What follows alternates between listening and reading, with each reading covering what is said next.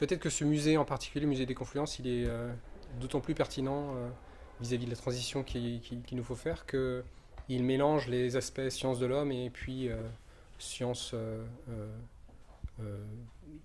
naturelles.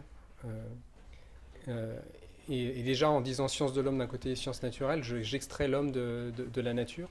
Et en fait, il y a tout un courant de pensée aujourd'hui qui se dit que peut-être qu'une partie euh, des causes de la situation problématique dans laquelle on est aujourd'hui se situe justement dans cette division entre d'un côté l'homme et puis de l'autre la nature.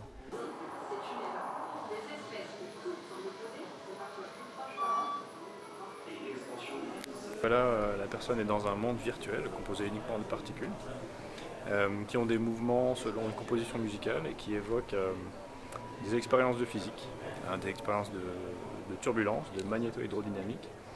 Et, euh, et voilà, c'est avant tout un voyage contemplatif et agréable qui peut déboucher éventuellement sur une discussion scientifique parce que c'est la physique qui a inspiré ces créations. Très bien, c'est super, hein, franchement c'était vraiment super.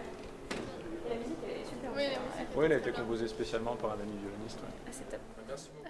Effectivement, la science, elle a contribué à trouver de nouvelles technologies, de nouvelles approches pour exploiter des ressources qui auparavant n'étaient pas exploitées. Et donc de ce point de vue-là, elle a joué un rôle dans l'augmentation de l'empreinte environnementale des populations humaines sur la Terre. Et maintenant, je pense qu'il y a pas mal de gens qui espèrent qu'elle pourra nous tirer de ce mauvais pas en trouvant à nouveau d'autres façons d'exploiter des ressources qui, cette fois, ne produiraient pas autant de gaz à effet de serre, par exemple, ou autant de pollution en général dans le futur. Donc c'est un espoir qui peut être légitime. Le problème qui se pose, je pense, aujourd'hui, c'est que la transition vers un mode de vie plus durable, donc moins émetteur notamment de gaz à effet de serre, il faut la faire très très rapidement. Et donc ça me semble extrêmement risqué de mettre tous nos œufs dans le panier du progrès technologique. Donc on remercie Bastien Bousseau, chargé de recherche au laboratoire de biométrie et biologie évolutive du CNRS et de l'Université Claude Bernard pour être là aujourd'hui.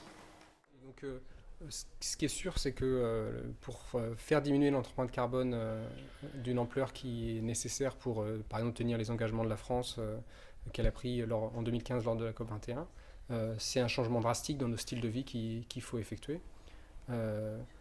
Et donc ce changement-là, en fait, il va s'accompagner de changements à tous les niveaux de la société, dans tous les aspects de la société.